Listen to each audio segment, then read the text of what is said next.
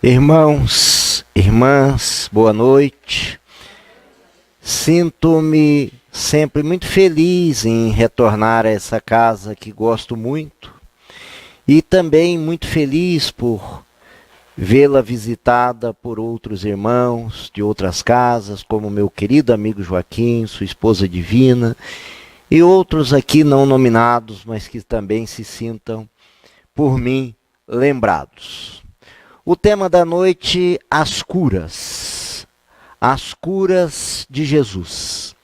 Esse tema eu acabei de fazer uma exposição semelhante, porque não existem duas exposições iguais, no encontro em São Gotardo, no encontro espírita em São Gotardo, por sinal aberto pelo nosso querido Quincas Veloso. Agora, 30 de julho, portanto estou trazendo pela segunda vez. Próximo. Quando se pensa em curas, nós temos que pensar em fluido cósmico universal. E temos duas polaridades, ou duas extremidades do fluido cósmico universal. Em um lado, ele está em sua pureza absoluta, que nós não temos nem ideia de como ele o é. E de outro lado, ele está na impureza absoluta. E quando ele está na impureza absoluta, ele é a matéria. Então a matéria é o lado oposto da pureza absoluta do fluido cósmico universal. No seu aspecto mais denso, mais tangível, por esse sentido impuro, no sentido de estar muito palpável, é o que se chama de matéria. E quando se pensa em cura, é exatamente sobre esse fluido que nós vamos pensar. Onde opera uma cura? Através desse fluido. Mas vamos adiante um pouquinho. Os senhores estão vendo aí o macrocosmos, ou seja, a galáxia, e ao outro lado os senhores estão vendo o mundo infinitesimalmente pequeno. Os senhores estão vendo o lado macro, grande, e o lado micro. Na verdade, isso tudo está banhado, isso tudo está ligado ao fluido cósmico universal. E as leis que regem o macrocosmos, por incrível que pareça, são as mesmas leis que regem o microcosmos. Por quê? Porque estão afetadas a esse fluido cósmico universal. Então, tudo se encadeia na natureza. Diz a questão 540 de O Livro dos Espíritos, que do átomo ao anjo, que também já foi átomo. Ou seja, tudo está encadeado. Não tem nada separado, não tem nada perdido. Isso nos mostra já a nossa irmandade. E a nossa filiação de Deus, o nosso Criador. Tudo encadeado, tudo ligado. Então a garotada hoje, quando fala assim, tô ligado, eles estão certos. Realmente nós estamos ligados. E estamos ligados por essas leis do fluido cósmico universal. E estamos ligados a Deus, que é o mais importante, que é o nosso Criador. Conta-se que um avião tinha uma turbulência danada. E o avião começou a chacoalhar. E todo mundo, hora dessa, vira cristão. Todo mundo vira ateísta. Ah, meu Deus, me salva. E etc. E um menino antes estava desenhando. Continuou desenhando. E o avião, naquela turbulência grande, e um homem do lado observando isso. Terminou de se... Menino, nós todos estivemos com grande medo. Você não? Não. Por quê?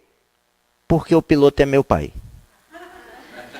Ou seja, nós temos que ter essa consciência que o fluido cósmico que nos liga está sendo comandado pelo Pai, pelo grande arquiteto. Próximo. Um corpo humano tem só isso aí, ó.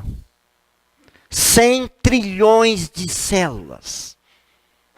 E cada célula tem uma ligação fluídica. Cada célula é uma manipulação fluídica, que é a parte palpável, como eu falei, do fluido cósmico universal. Temos pouquinhos, né? Mas adiante. 86 bilhões de neurônios. O cérebro tem só cerca de 86 bilhões de neurônios. Somos uma criatura razoável. Ainda fala assim, eu não valho nada. Você vale 100 trilhões de células, cerca de 86 bilhões de neurônios, então você já vale isso. Então já não dá mais para dizer que não vale nada. Porque para chegar a essa altura da construção corporal, foram bilhões de anos do trabalho incessante dos mentores espirituais no orbe terreno. E lembrando que o governador é bem mais antigo do que nós, porque ele mesmo diz, antes que fosseis, eu já existia. Mas vamos. 100 mil proteínas. Neurônio. Um neurônio tem 100 mil proteínas. Então a gente vale 100 trilhões de células, cerca de 86 bilhões de neurônios, cerca de 100 mil proteínas, mas... Oi? 100 mil proteínas. E depois? Proteína pode conter 20 aminoácidos. Agora já diminuiu, hein? Uma proteína pode conter até 20 aminoácidos. Para se ter uma cura, é aí, ó, é nessa proteína que acontece a cura. Por isso que eu mostrei, para se ter uma cura, o trabalho fluídico acontece em nível de proteína.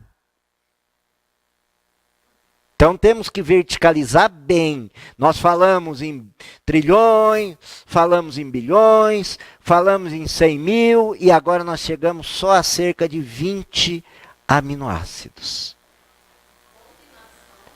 Combinação de 20 aminoácidos. Oi?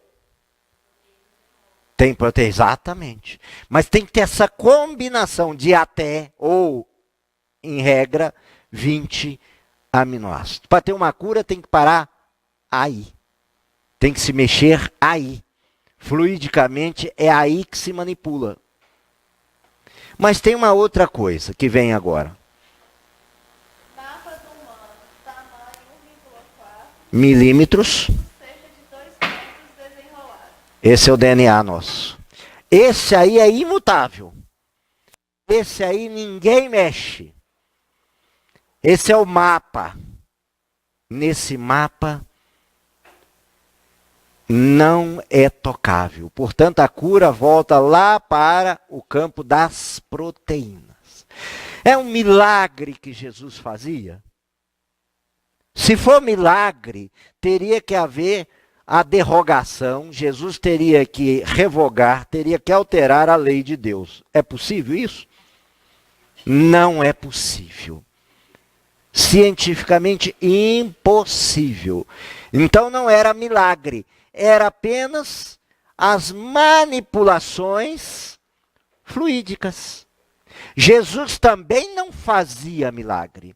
Ele propiciava, ele dava impulso que nós, pelo nosso pensamento e pela nossa vontade, alterássemos esse campo das proteínas. Porque tem duas leis no campo fluídico.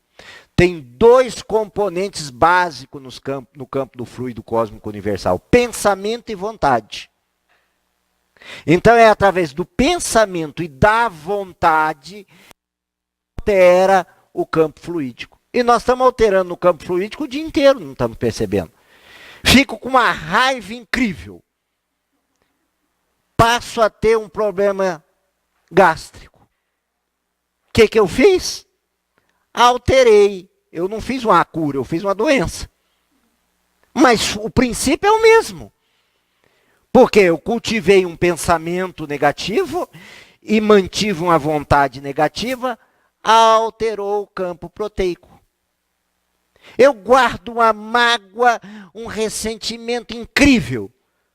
Vou fazer um câncer. Eu consegui pegar de tal maneira o fluido cósmico universal desordenado das células. Eu atingi lá naquela proteína com a combinação dos aminoácidos e fiz isso tudo. Então Jesus propriamente não fez cura. Ele propiciou, que nós vamos ver ali adiante. Mas tem uma figura interessante para a gente pensar sobre isso. Próximo. Multiplicidade na visão. Dá para ver várias coisas aí? Não é? Cada um vai ver coisa, o outro que um viu, o outro vai ver. Então esse milagre não é milagre. À medida que nós vamos entendendo, nós vamos multiplicando a forma de ver as coisas. É só essa a intenção. Então, uma mulher estava com um fluxo hemorrágico. E era muito bacana ser mulher na época de Jesus, tá? A menstruação aquele tempo não tinha absorvente não, viu? Não é fácil ser mulher. E mais, era tratado, ainda é até hoje pelos judeus, está em Levítico, capítulo 15, 19 até 32. A mulher num fluxo menstrual era tratada assim, olha que delicadeza. Acompanhe. Se ela tivesse o fluxo normal, ela ficava impura por 7 dias. Gostaram? E por que ela ficava impura? Porque ela nasceu e teve o sistema reprodutor só para ter filho. Já que ela não tinha filho, era um castigo não ter tido filho. Isso que era menstruação, viu? Era um castigo. Então, ela menstruou, mas não teve filho. Não teve filho, castigo. Era um castigo, ela estava impura. E quem tocasse nela também ficava impuro. Eu vou acelerar o processo aqui. Depois vocês vão lá no Levíticos 15, 19 a 32 e veja que beleza era ser mulher menstruada. E mais, ninguém podia tocar nela. Então quem empurrava alimento para ela, abria a porta e empurrava o alimento. Ela ficava enclausurada durante 7 dias. Não dá mais para falar hoje, que menstruação hoje é luxo. Tá? Aquele tempo era enclausurada. Não interessa se tinha dor, se não tinha dor, ninguém tocava nela. E teve uma mulher que ficou assim só por 12 anos. A mulher hemorrágica. Por 12 anos essa mulher ficou segregada do convívio social. 12 anos. E ela ficou sabendo que Jesus ia passar por lá. E ela tinha o pensamento e a vontade tranquila de que, chegando até ele, tocando as vestes dele, ela seria curada. Ela não queria nem falar com ele. Por quê? Porque ela não podia falar com ele. Ela era uma mulher impura. Percebem? Por isso que ela tocou a veste. Claro que ela gostaria certamente de dizer, Jesus, olha, me cure, eu estou hemorrágica, mas não podia, era uma mulher impura. Então ela possuía a fé divina, aquela fé que transcende, de que bastaria ela trocar a orla, a beirada da túnica, que ela se curaria. E ela vai na multidão, toca, e Jesus diz, alguém me tocou. Simão Pedro, que isso, mestre? Nesse empurra, claro que alguém tocou. Óbvio. De mim saiu uma virtude. Ou seja, saíram fluidos curadores de Jesus que foram em direção aos fluidos daquela mulher. Então, naquele momento, é como fosse um ímã. Ambos os fluidos se combinaram. E a mulher imediatamente parou de ter hemorragia. Foi Jesus que curou a mulher? Não. Foi o pensamento e a vontade da mulher de ser curada que abriu o caminho para absorver o fluido daquele espírito puro. Porque não significa que todo mundo ao redor ficou curado. Por isso que explica que ela ficou curada naquele momento. O que Jesus disse para ela? E o que Jesus disse a ela? Ânimo, minha filha, a tua fé te salvou. Jesus não falou a verdade? E ele falou uma coisa interessante. Ânimo. Ânimo significa alma, profundidade. Você, minha filha, foi dentro do seu interior. Você foi buscar essa cura dentro de você.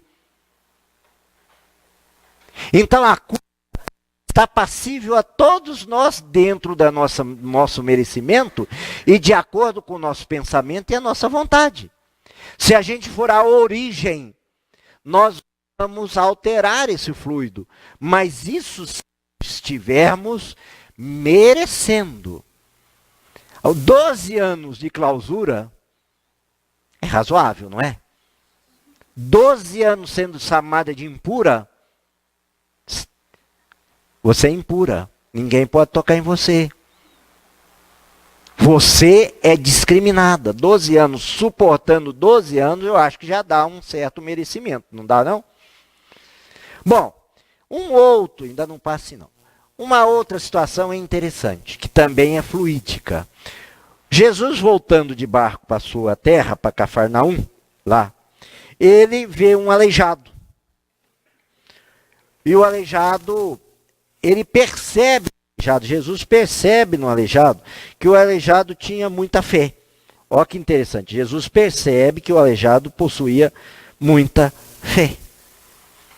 E ele fala, teus pecados estão remidos. Ou seja, você não tem mais pecado.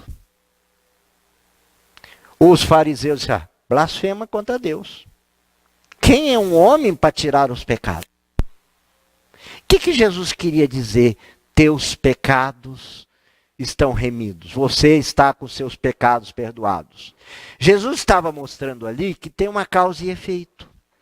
E que aquele homem não tinha mais necessidade de continuar aleijado. Por quê? Porque ele já havia resolvido, havia quitado os seus desafios. Olha que interessante.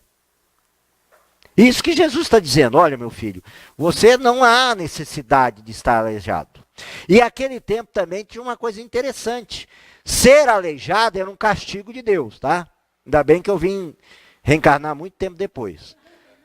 E, professor Carlos, nós lá, nós dois deficientes lá, era castigo de Deus. O deficiente era alguém que Deus castigou. Geralmente porque seus pais teriam pecado contra Deus, ou ele mesmo teria pecado contra Deus. Olha que coisa bacana. Além de aleijado, ainda era um pecador. Aquele homem aleijado, certamente, tinha dentro de si a culpa. Se ele não tinha mais necessidade de ser aleijado, porque a causa e efeito dele já tinha se extinguido, por que ele continuava aleijado? Por culpa. Aí, quantos de nós não temos aleijões até hoje por conta de culpa? Quantos de nós fazemos uma coisa equivocada e nos culpamos por resto da vida, não nos auto-perdoamos para caminhar? Muita gente. A porcentagem altíssima, diz bem o professor Carlos. Então, muitos dos nossos problemas que chamamos de psicossomáticos, que chamamos de psicológicos, que chamamos de emocionais, muitos deles estão radicados, estão enraizados na culpa. E Jesus percebeu isso.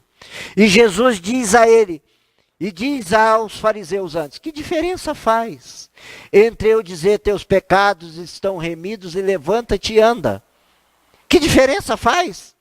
Nenhuma, nós estamos observando agora. Se ele já estava quites com a lei de causa e efeito, que diferença faria? Mas Jesus, para que crescem, virou e disse, levanta-te e anda. Ele levantou e andou.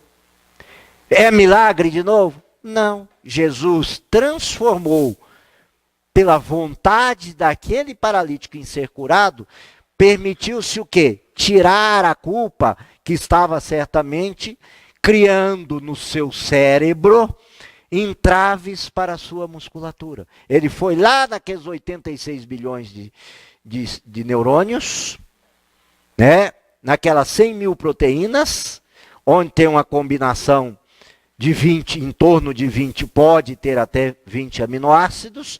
O próprio aleijado, recebendo de Jesus aquela carga, ele também colaborou e se curou.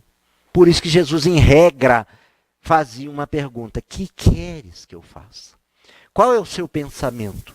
Qual é a vontade? Em outros termos, ele estava dizendo, qual é a movimentação que você está fazendo no seu fluido? Ah, não quero nada. Então, tudo bem. Não posso fazer nada. Próximo slide. A cura do paralítico. Tem ânimo, meu filho.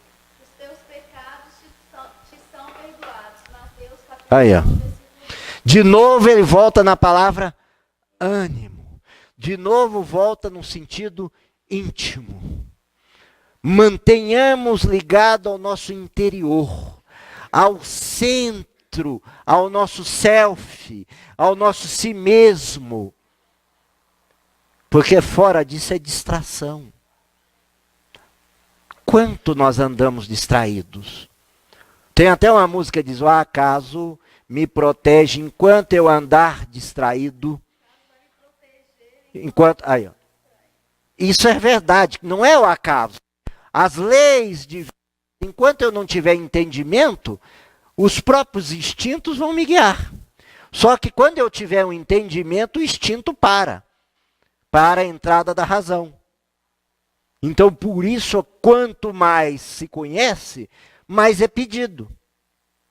Observaram como o poeta sempre vai longe? Por exemplo, acaso vai me proteger enquanto eu andar distraído? Ou seja, as leis e as vão me proteger enquanto eu não entender. A hora que eu entender, aí é pela minha razão. E não vamos ficar eternamente sendo guiados pelo instinto.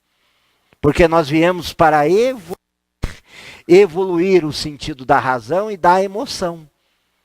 Quando evoluímos no sentido da razão e da emoção, funciona a parte alta do nosso cérebro, o córtex e o neocórtex. E aí a gente deixa de ser reptiliano.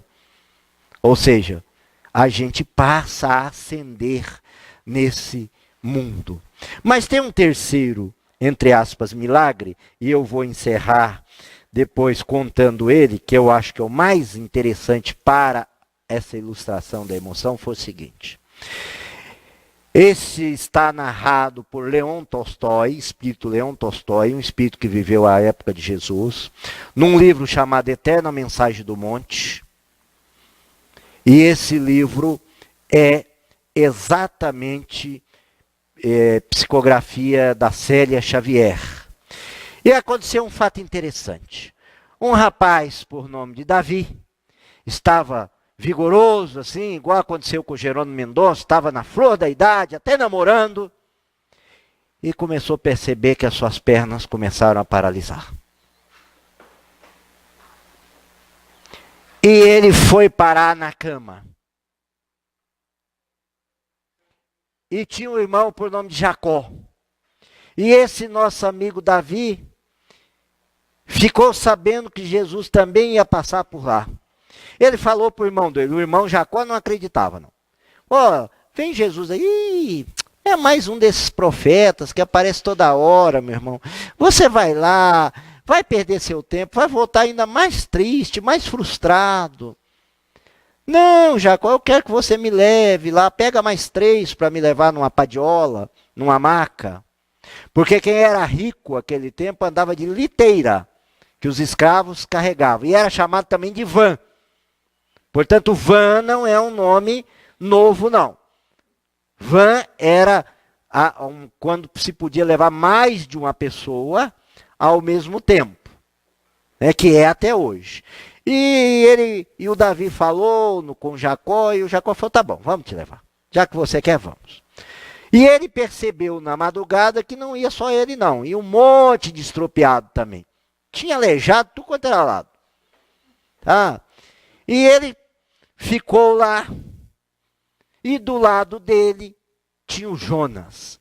O Jonas era cego e tetraplégico, era um Jerônimo.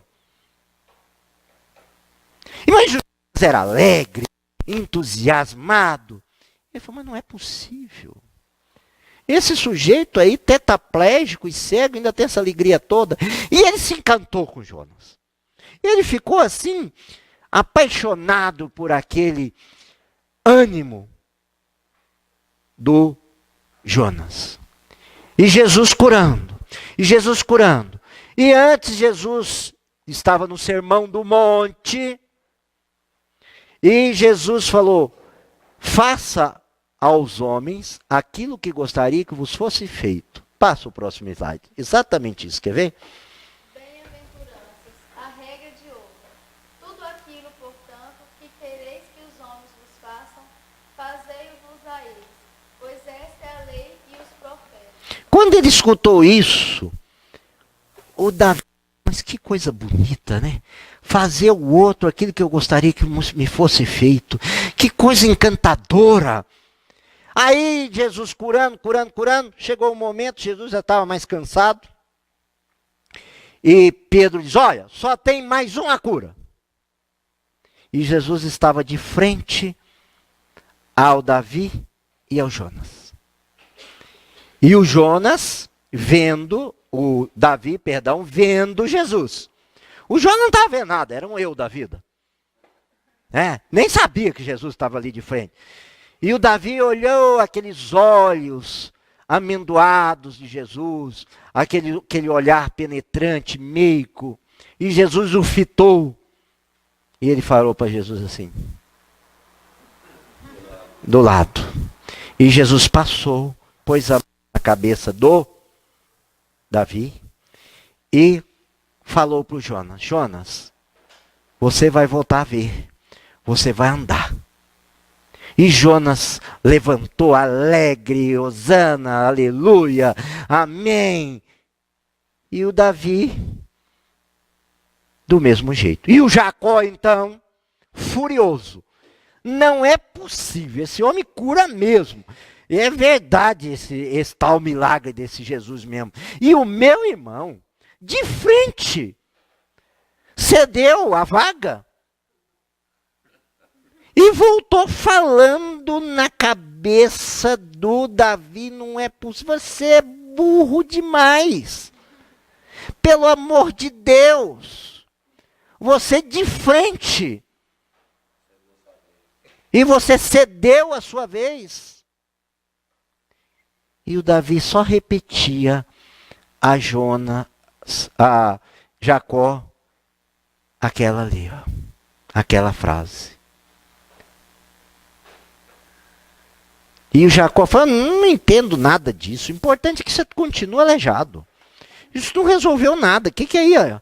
Ele foi lá e curou Jonas e você entendeu essa frase, está repetindo essa frase. E eu com isso? Você continua aleijado do mesmo jeito. E aí eu faço uma indagação. Vamos por um instante aqui imaginar que nós fôssemos o Davi. Vamos imaginar que nós estivéssemos com a doença de frente a Jesus. E do nosso lado tivesse um Jonas. Não precisa me dizer. Será que nós tomaríamos a posição do Davi? Ou será que nós tomaríamos a posição do Jacó? Não precisa dizer. A mensagem inicial falou da beneficência. Falou, olha, eu estou aqui vos convidando. Existem choupanas que estão na miséria, que o fogão não tem lume, que as camas não têm cobertor. Eu não posso dizer o que vocês devem fazer, porque senão não terão méritos. Mas eu vos convido a fazer o outro aquilo que gostaria que vos fosse feito. Essa é a reflexão da cura. Jesus quer que nós procedamos para mais do que uma cura do corpo. Ele quer uma incessante cura da alma. E só nós curaremos a nossa alma se nós fizermos ao outro aquilo que gostaríamos que nos fosse feito. Enquanto aninhar em nossos corações a víbora do egoísmo, do orgulho, da vaidade, do ócio, nós não cedemos a nossa vez. Eu preciso ser curado. Eu mereço ser curado. Por que isso acontece comigo? Aí você tem o quê de diferença do outro? Não, mas eu frequentava o centro espírita, eu frequentava a igreja, eu aquilo, isso é troca. Enquanto você não tomar a atitude do Davi, do nosso caso, de Leon Tolstói, você é orgulhoso, é egoísta. E Jesus quer que removamos essas vicissitudes, esses vícios do nosso coração. Essa é a cura diária, incessante. Essa é a cura que ele propõe para nós, momento a momento. Como é que nós enxergamos essa situação? Aliás, nós sabemos que tem outro. Por isso que eu coloquei aquela figura lá atrás das diversas visões. Qual é a nossa visão? Nós temos visão que existe outro? Ou será que nem sabemos que tem outro? Nós estamos tão envolvidos em nós que o outro não existe. Esse tá de Pokémon. A Helva estava me contando uma história hoje que eu achei lindo demais, esse Pokémon GO. Ela me contou que um sujeito veio caçando o Pokémon e bateu a cabeça no vidro. Ele estava tão de Pokémon que bateu a cabeça no vidro. Ele não via nada mais a não ser o tal do Pokémon. Será que nós estamos tão diferentes disso? Será que nós às vezes não caçamos tantas coisas materiais? O dia a dia, o dinheiro, a riqueza, o sucesso, a fama, e não estamos parecidos psicologicamente? Nós estamos como Jacó, queremos é para nós, a cura para nós, o melhor para nós, o bom para nós. E falamos, olha aquele lá, ó, será que nós somos diferentes daquele lá, ó? Essa é a mensagem que o Cristo quer com as curas mais profundas, as curas da alma, das feridas da nossa alma. A ferida porque alguém nos abandonou, porque alguém desencarnou, porque estamos adoentados, porque perdemos a fortuna. Essas feridas é que nós precisamos curar. Essas feridas pertencem só a nós. Se alguém nos abandonou e doeu, é porque nós somos muito apegados. E dói, sim, mas vai doer só por um tempo, a gente tem que trabalhar. Se alguém partiu e nós falamos, não consigo mais viver sem ele, continuamos no campo do apego. Se alguém nos traiu, tenhamos compaixão. Porque ele estava num momento de escolha equivocada. Ele está numa fragilidade moral que merece compaixão. Essas curas de dar o lugar para o outro, essas curas sim, são curas que Jesus proclama através dos bons espíritos, através dos nossos anjos guardiães, espíritos protetores, para nos instruir sempre. E aí que aconteceu o verdadeiro, entre aspas, milagre.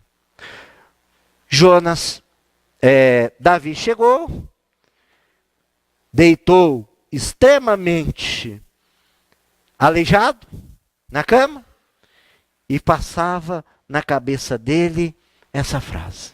Essa frase ficava na cabeça dele. Ele estava tão feliz, mas tão feliz de ter cedido a vaga para Jonas. Ele estava imaginando Jonas vendo, Jonas andando. Ele estava muito feliz. Ele não tinha inveja. Olha só, ele não tinha inveja. Inveja é quando a gente diz aquilo que o fulano tem, tinha que ser meu, não dele. Isso é inveja. Mulher não tem inveja. Ela está com aquele vestido que devia estar. Estou brincando. Mas vocês são bons exemplos para essa discussão amena, né? Sem maiores delongas. Aquele sapato que aquele devia estar no meu pé. Nós homens, aquele carro, aquele carro devia ser meu, né? Aquela mulher bonita com aquele cara, tinha que estar comigo. Estou colocando os dois lados, para mostrar a inveja. E Davi deita beijadinho, dorme pensando na felicidade de Jonas. Quando ele acorda, a perna dele está movimentando normalmente. Ele foi identicamente abençoado por aquela cura. Por quê? Porque certamente dentro dele estava guardado. Certamente dentro dele estava guardado algum sentimento, como disse bem o professor Carlos, que ao assistir Jesus pregando no monte, ao entender principalmente essa frase, mudou o conceito de vida dele. Ele passou a ver o próximo. Ele passou a amar o próximo. E no momento que a gente ama o próximo, a gente está amando a gente. À medida que a gente faz ao próximo, a gente está fazendo a gente. Então a lei é exatamente essa. Por isso que falou, ali está a lei e os profetas. Nessa regra de ouro, está escrito assim em Mateus, regra de ouro. Essa é a regra de ouro. É simples. Quer ser desgraçado? Faça desgraça para o outro. Simples assim. Quer ser abençoado? Faça o bem para o outro. Isso que Jesus traz. Esse é o ensinamento de Jesus. Pensa só em você, você está doente.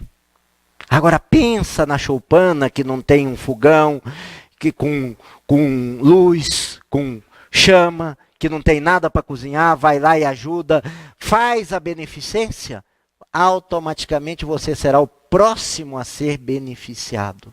O primeiro a ser beneficiado. Essa é a regra de ouro. Os milagres de Jesus nos convidam exatamente para isso aí, ó. Só para isso. Passo o próximo para todos verem os livros da pesquisa. Está aí, ó, os livros muito interessantes dessa pesquisa que eu estou rapidamente apresentando para os meus irmãos. Gênesis, capítulo 14, e todos os outros que estão ali. Na era do Espírito, psicanálise dos milagres de Cristo, a eterna mensagem do monte, Gilberto Safra, o Novo Testamento. Esses livros nos faz compreender com a visão principalmente do Espiritismo, quando fala dos fluidos, nos faz compreender exatamente a dimensão de milagre. Não tem milagre. No sentido de alteração das leis naturais, não tem milagre. Agora, no sentido de mudança, a vida é um constante milagre.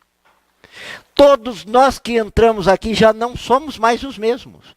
No momento que nós ficamos sabendo dessas histórias, no momento onde nós pensou alguma coisa, elaborou alguma vontade, já não somos mais os mesmos. Ninguém aqui é o mesmo mais. Essa é a beleza da vida. Então, eu fui uma rainha, um escravo. Não quero saber o que você foi. Nem você tem que se preocupar com o que você foi. O que foi, foi. Aqueles fluidos lá já foram trabalhados lá. E você hoje é, segundo André Luiz, a somatória das suas existências. Não muito distantes, ele ainda diz. Aquelas que sua razão já melhorou um pouco mais. Porque enquanto a razão não melhorou, você estava, o acaso te protegia. Agora, depois que a sua razão já começou a melhorar, você já discerniu o bem do mal, aí você começou a construir as suas existências. Nós somos essa construção agora. Não interessa nada se nós entramos aqui com a mágoa e nesse momento nós, observando toda essa fala, perdoamos a mágoa, já não somos mais o mesmo. Não interessa nada mais. Interessa a minha melhora, a minha transformação agora. O meu encontro com Jesus agora. E Jesus está sempre disposto a se encontrar conosco. Ele é sempre disponível para nós. Ele é o governador planetário. Nós é que às vezes não estamos disponíveis para ele. Como é que vai combinar um fluido daquele espírito tão puro se nós estivermos aqui pensando na mulher do próximo? São fluidos que estão em sintonias, em gradações totalmente diferentes. É água e vinho. Agora, se nós formos nos elevando, nós vamos em direção a Jesus. A proposta é que todos nós possamos ir em direção a Jesus, alterando o nosso pensamento e a nossa vontade para alterar o nosso campo fluídico. A nossa armadura, como diz Paulo de Tarso. O nosso capacete espiritual, a nossa armadura espiritual, o nosso perispírito. Não tem jeito, nós temos que alterar o pensamento e a vontade para alterar o perispírito. Não tem burla. Por isso que não adianta fazer troca. Troca com Deus. Se tudo der certo, eu vou fazer isso ou vou fazer aquilo. Mas se. E se for se, já não é uma coisa mais de fé. Eu vou terminar com essa colocação. Era uma noite muito escura. Muito escura. Um alpinista tinha treinado a vida toda para subir o Everest e sabia que morriam alpinistas ali dia por dia. E era muito escuro. E ele estava descendo para voltar para a encosta.